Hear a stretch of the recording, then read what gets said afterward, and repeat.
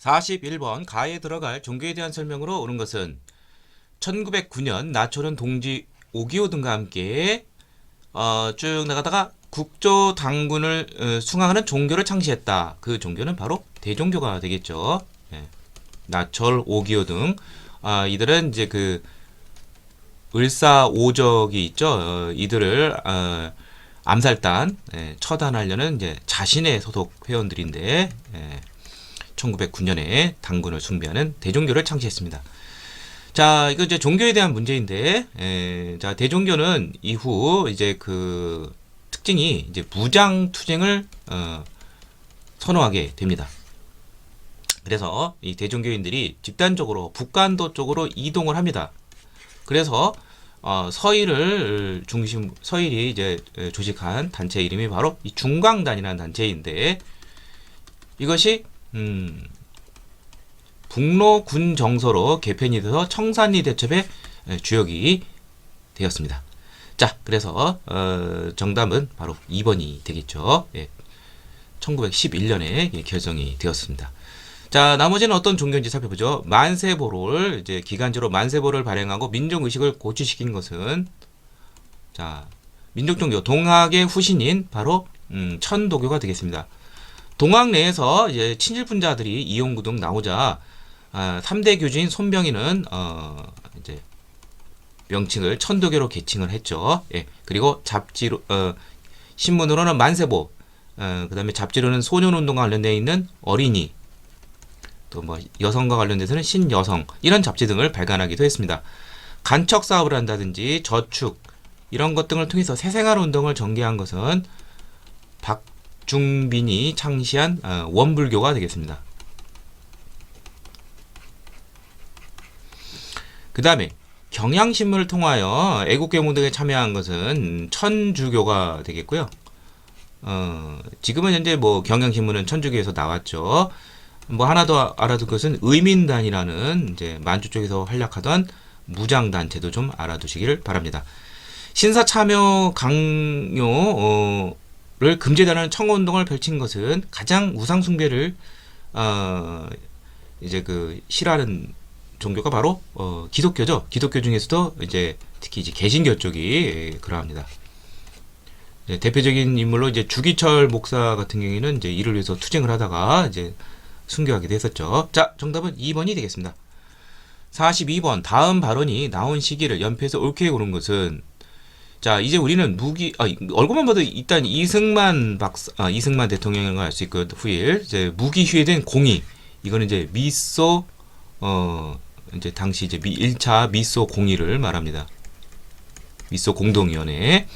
여기 보면 이제 모스크바 삼국 외상회의의 결정에 따라서 한국의 임시정부 수립을 위해서 미소 공동위원회가 이제 열리게 됐죠. 근데 이게 무기 휴회됐다. 그 원인은 이 미소 공동위원회 참여할 한국의 단체 모스크바 삼국 회상회의의 결정을 지지하는 찬탁에 나선 이쪽 무리만 받아들이지 않은 주로 사회주의 계열이죠. 소련 측과 아니다. 모든 사회단체 다 참여한다. 미국 이 사이에 줄다리가 있어서 결국 공전이 됐습니다. 그런데 당시 이미 1946년 2월에 북한은 이미 북조선 임시인민위원회 위원장은 이제 김일성이 되는데 이게 사실상 정부 역할을 해버렸어요. 우리가 보기에는 위원회 그러니까 뭐 조그만 조직이라고 생각하는데 이제 당 위주로 나가는 조직이기 때문에 위원회가 결국 정부가 됩니다. 그리고 그 다음 달에는 이제 토지 개혁까지도 할 정도로 강력한 벌써 사실상 정부 역할을 하고 있었어요. 그래서 우리 남방만이라도 빨리 임시정부는 위원회 같은 걸 조직해야 된다. 이게 바로 유명한 이승만의 정읍 발언이 되겠습니다. 이게 1946년 6월에 했던 것입니다. 따라서 정답은 다가 되겠죠. 3번이 되겠고요. 이후 이 이승만의 정읍 발언에 우파 계열이 결집을 하니까 중도 좌우 세력들이 좌우 합작 운동을 전개하게 됩니다. 그래서 중도 좌의 여운형과 중도 우파의 김규식 등이 이제 중심이 되어서 좌우합작위원회를 이제 조직을 하고 좌우합작 7원칙 이렇게 또 발표하기까지 했었죠. 자, 그래서 정답은 3번. 자, 정부 수립 과정에서 이 정업 발언의 중요성 잘 알아두시길 바랍니다. 43번. 가에서 다 시기에 노동운동에 대한 설명으로 오는 것을 복에서 고른 것은, 자, 이거는 이제 그 일제시대 때 노동쟁이가 되는데, 자, 잘 보면 1910년대, 1920년대, 1930년대 이렇게 나눌 수가 있는데, 20년대 이후 30년대까지 해서 노동운동이 굉장히 활발하게 이루어집니다. 그러면 왜 이렇게 20년대부터 이제 활발하게 이루어지느냐? 여기에는 노동운동에 가장 공을 기울이는 데가 바로 사회주의죠. 사회주의가 개입을 했기 때문에 그렇습니다. 그래서 일단 리을은 맞는 내용이고요. 자, 그 다음에 1920년대와 1930년대 노동운동은 조금 성격이 다릅니다. 1920년대는 주로 임금이라든지 노동 조건에 관한 어떤 처우 개선 이런 주로 이제 경제적 투쟁이었다면 1930년대는 여기에 더해서 정치 사회적 요구를 하게 됩니다. 투쟁을 하게 됩니다. 예를 들면 일제는 물러나라 반제국주의 운동으로 또 변모하게 되는 것입니다. 여기에는 이제 사회주의가 이제 그 일제가 이제 1925년에 사회주의를 탄압하기 위한 법으로 치안유지법을 했죠. 그래서 합법적 노조가 이제 있기 힘들게 됩니다. 그래서 이른바 뭐 어떻게 보면 이제 불법 노조, 이것을 이제 다른 말로 혁명적 노조 또는 적색 노조라고도 하죠. 그래서 이런 반제국주의 형태의 그러한 것도 이제 나오게 된다는 것과, 자, 근데 또 하나는 1920년대에 노동 조직들이 많이 나타나게 되는데 1924년에는 노동자와 농민의 공동 조직이 나타나게 됩니다. 그게 바로 조선 노농 총동맹이 되는데 좀 더 효율적인 투쟁을 위해서 1927년 이게 분화가 됩니다. 그래서 조선 농민 총동맹과 조선 노동 총동맹으로 이제 분화가 된다는 거, 이것 좀 알아두시고요. 그 다음에 노동운동 중에서 가장 하이라이트는 바로 무엇이냐? 1929년에 있었던 원산 총파업, 외국 노동자들의 지지까지 얻었었죠.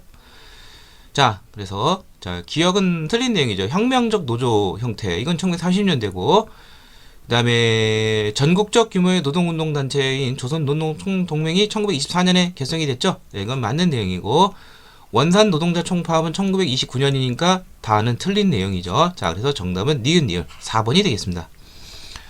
44번. 다음 운동이 진행되던 시기에 볼 수 있었던 모습으로 옳은 것은, 자, 다 함께 가르치자, 다 함께 부나로트, 러시아어로 부나로트는 농촌 속으로라는 일종의 농촌 계몽 운동이 되겠습니다.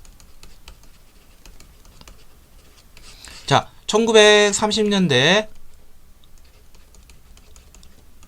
초에 낙후된 농촌을 계몽시키자는 이 운동이 언론사를 중심으로 해서 나타나게 됩니다.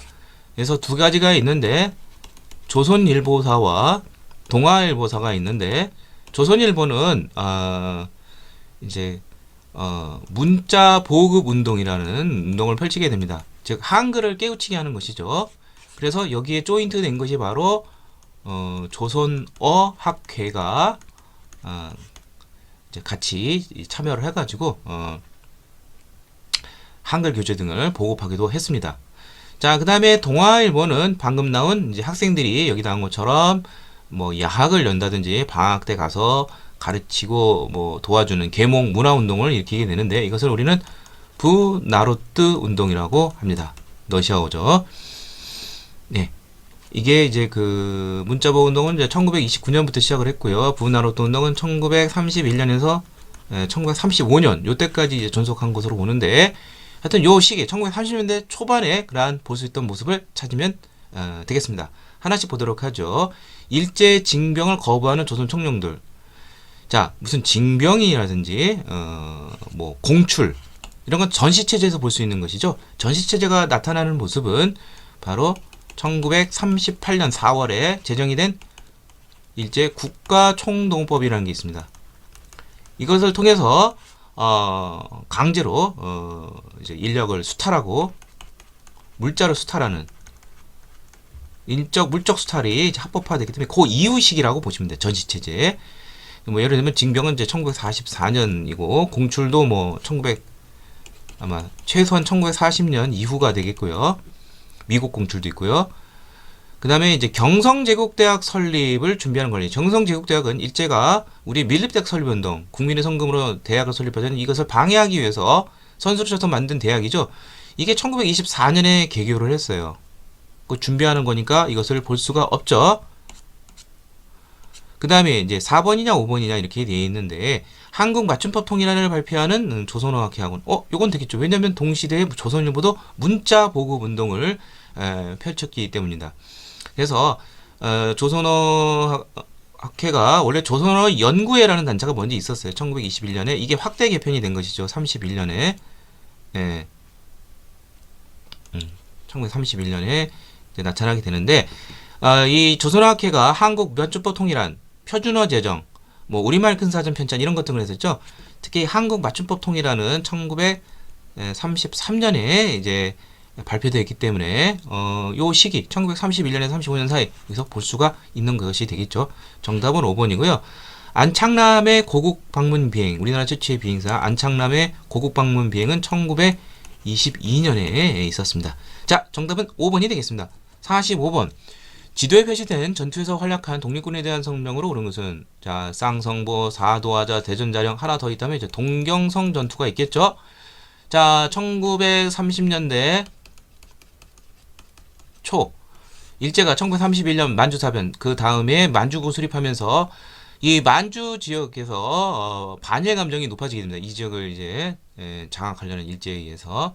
그래서 남만주와 북만주에서 각각 활약하던 부대가 있었는데 그게 바로 지금 나온 여기 쌍성보 사도하자 대전자령 전투의 주역인 한국 독립군이 되겠고요. 대략 북만주 쪽이 되겠고 이쪽 서간도 남만주 쪽에서는 조선혁명군이 이제 활동을 했습니다. 각각 이끈 사령관은 여기는 지청청 장군이고요. 후에 광복군 초대 사령관이기도 하죠. 여기는 양세봉 장군이 되겠습니다.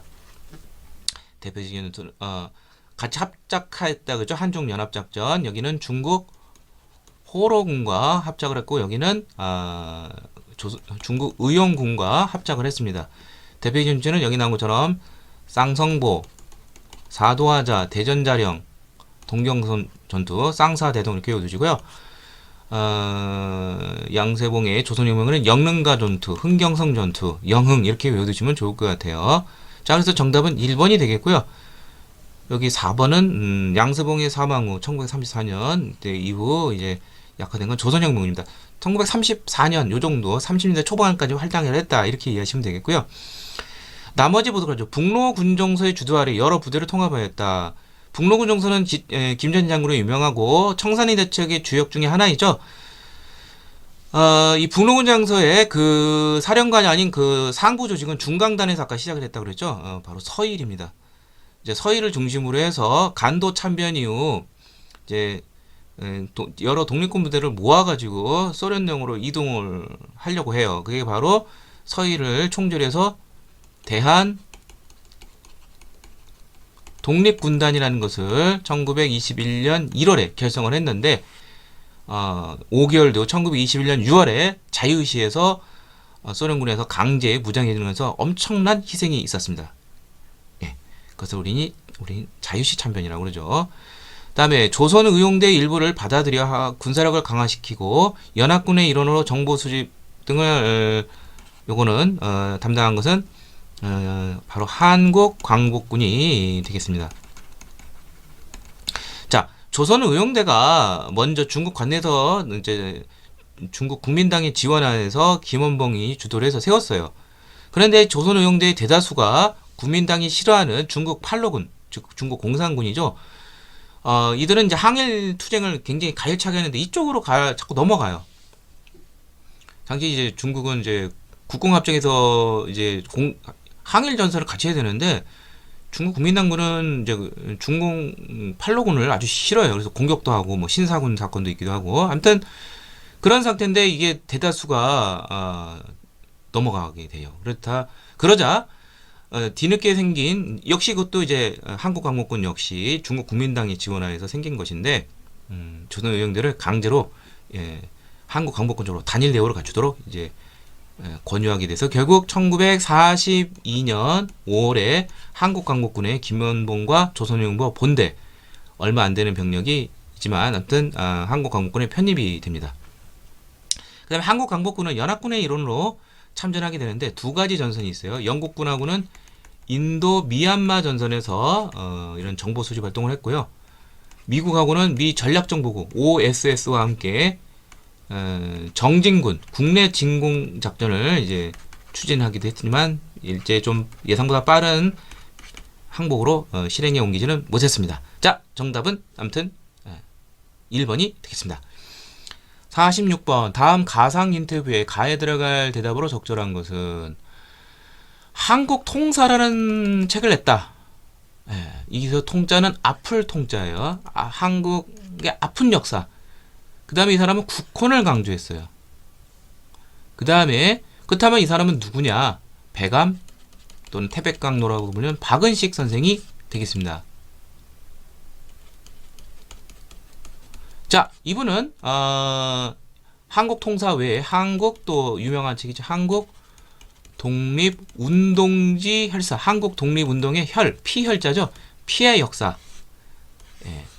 그래서 이 박은식 선생은 개항기 흥선대원군 이후 또는 갑신정변 이후 일제에 의해서 우리가 침탈당하는 과정과 거기에 또 일제 침략에 맞서 싸운 우리는 그런 투쟁의 역사를 잘 서술을 했다.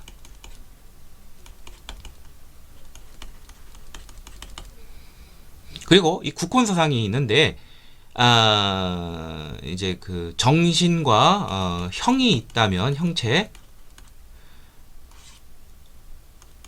이 정신만 살아 있으면 신이라고 그러죠. 국가 이런 건 형체가 되는 거죠. 다시 부활할 수 있다고 보고 있어요. 특히 국혼과 국백이 있는데 혼백이라고 그러죠. 자, 백이라는 건 순간적으로 나갈 수가 있지만 혼은 영원하다는 것이죠. 그래서 국혼만 살아 있으면은 이것만 존재를 한다면 얼마든지 부활할 수 있다. 결국 광복을 찾을 수 있다. 이것을 역설한 것이죠. 자, 그래서 정답은 4번이 되겠죠. 독립투쟁의 역사, 한국 독립운동제 역사. 자, 그러면 나머지 보도록 하죠. 우리 고대사를 주체적이고 웅장을 해서 싶었습니다. 고대사의 치 중에서 우리 민족의 어떤 주체적 역사 이걸 강조한 사람은 단재 신채호 선생이 되겠습니다.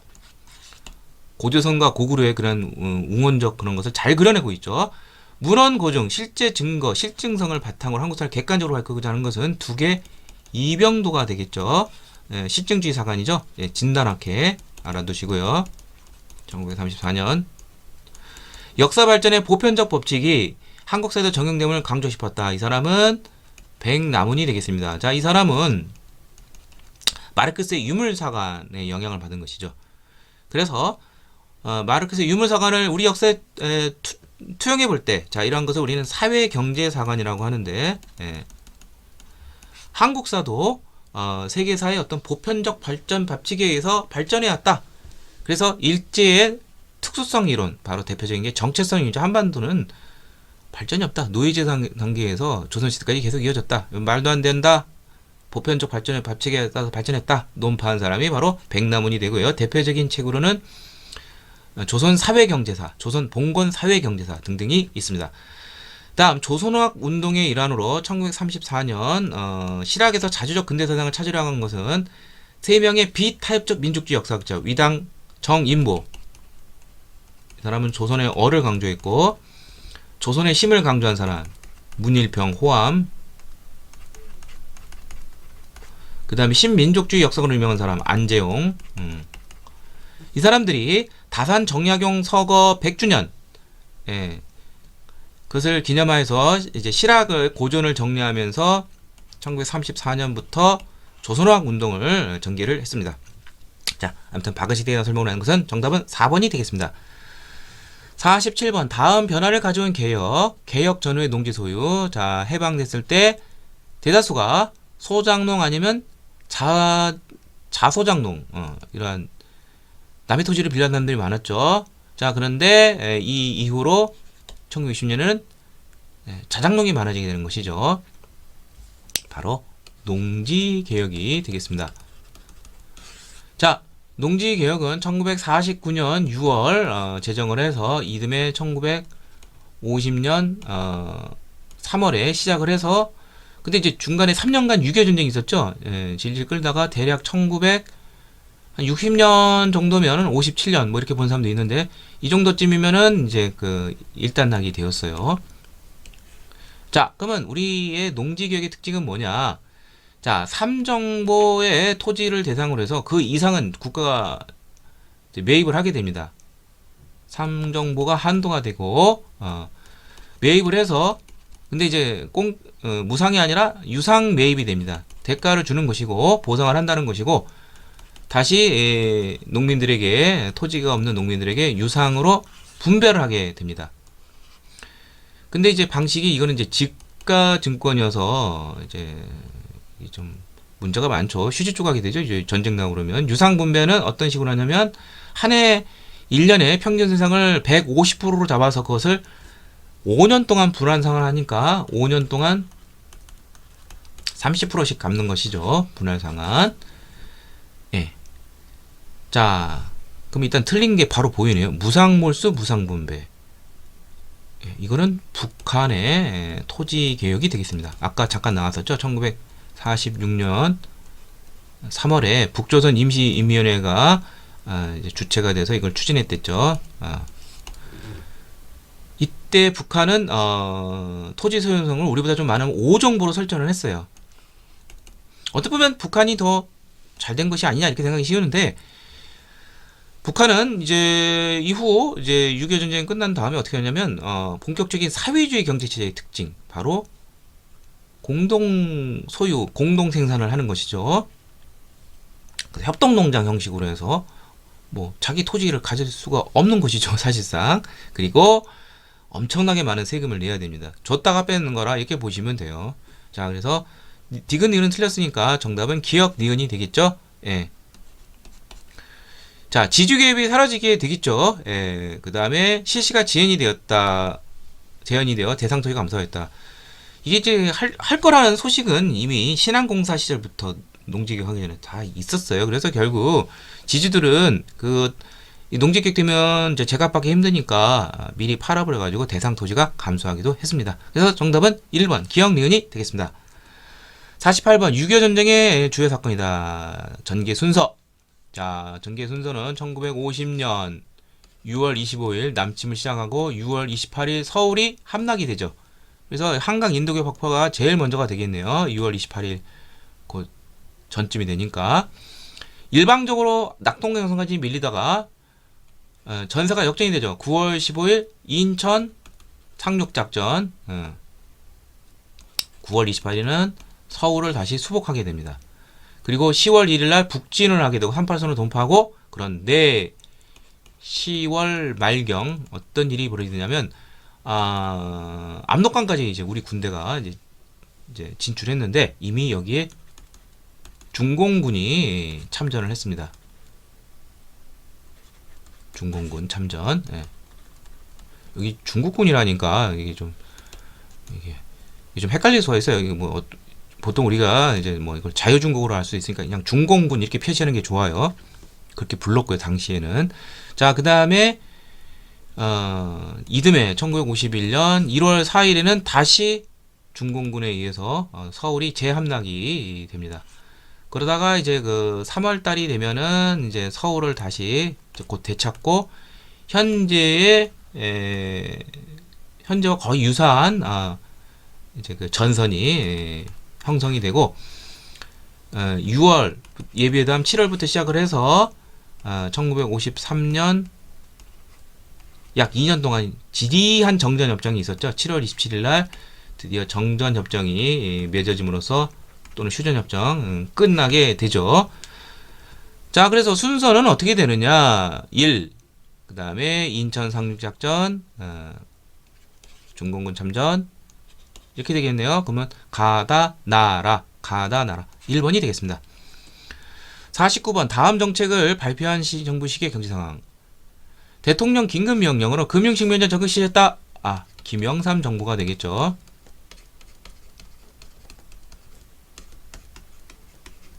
자, 김영삼 정부의 경제 상황 상당히 많이 물어봐요.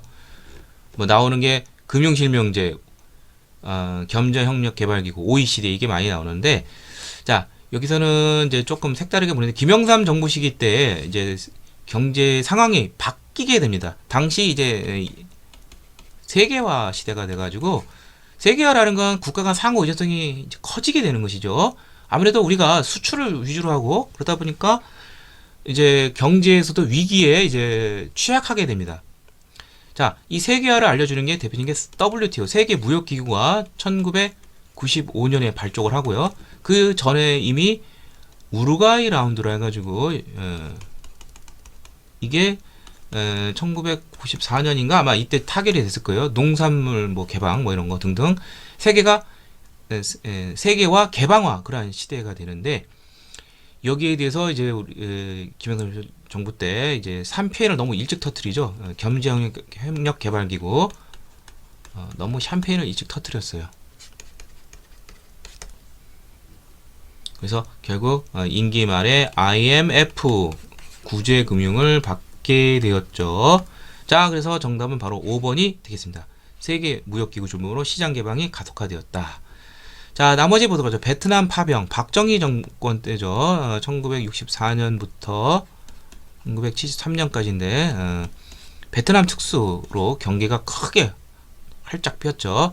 2차 석유 파동 역시 박정희 정부가 되겠고요. 1978년에 일어나서 불황이 심해졌죠. 박정희 정권.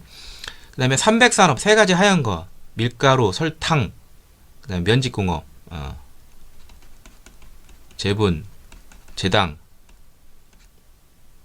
그 다음에 면직, 삼성이 뭐 이런 쪽으로 해서 시작을 했었죠. 대표적인 재벌로. 이런 소비재 산업은 자 발달한 것은 1950년대고 이승만 정권 시절이죠. 저유가, 저금리, 절달러의 3자 현상으로 수출이 들어간 거 아주 수출이 유리한 조건. 이게 전두환 정부 때인 1980년대 중반에 있었던 일입니다. 자, 그래서 정답은 5번이 되겠습니다. 50번 다음 선언을 발표한 정부 때 이루어진 남북교류로 옳은 것은 남과 북은 나라의 통일을 위한 남측의 연합제안과 북측의 낮은 단계 연방제, 연합제, 연방제 이 두 말 나오고 그러면은 무조건 김대중 정부 때 2000년에 있었던 6.15 남북 공동선언이 되겠습니다. 네. 자, 그리고 이 6.15 공동선언의 후속 조치가 시험에 꼭 나오죠. 세 가지가 있죠. 개성공단 건설, 그 다음에 경의선 연결, 이산가족 상봉. 요 세 가지입니다. 따라서 정답은 1번이 되는데 이게 3점짜리예요. 낚는 게 있죠. 바로 뭐냐? 최초의 이산가족 고향 방문단 이렇게 되어 있는데 이거 뭐냐? 자, 이산가족 상봉을 정례화시킨다는 것이지 최초로 일단 이산가족이 상봉을 한 것은 전두환 정부 시절이 됩니다. 전두환 정부 시절인 1985년 9월에 추석을 때 이제 그 남북한 이산가족 고향 방문단이 처음 서울과 평양에서 교차로 있었죠. 자, 그래서 이거는 아니에요. 그 다음에 경수로 건설사업 착공, 이거는 이제 김영삼 정부 때가 됩니다. 김영삼 정부 때 북한에 핵 위기가 있었죠. 근데 이제 북한은 이것을 이제 그 원자력 발전을 명목으로 핵 가동을 하게 되는 거예요. 그래서 이것을 막기 위해서 그러면 우리나라와 미국 등이 이제 이런 것을 이제 막기 위해서 경수로를 지어주겠다. 그렇지만 현재는 이제 중단된 상태이고요. 남북 적십자 예비회담, 1차 예비회담, 본회담 이런 거로 이어지죠. 자, 이걸 통해서 나중에 7.4 남북 공동선언으로 이어지기입니다. 이 예비회담은 1971년에 있었어요. 그러니까 이제 박정희 정부가 되겠고요. 그 다음에 남북한 유해 동시가입, 이건 노태우 정부 때가 되겠습니다. 그리고 이 여세를 모아서 이제 4개월 뒤에는 남북 기본 합의서가 발표되기도 했죠. 1991년 12월에. 그리고 한반도 비핵화 공동선언, 예, 같이 좀 세트로 외워두고 알아두시길 바랍니다. 자, 그래서 연방제 연합제 6.15 공동선언이고 경의선 연결 철도 시작, 정답은 1번이 되겠습니다. 자, 이상을 통해서 제19회 한국사 능력 검정 시험 고급편 해설을 모두 마치도록 하겠습니다.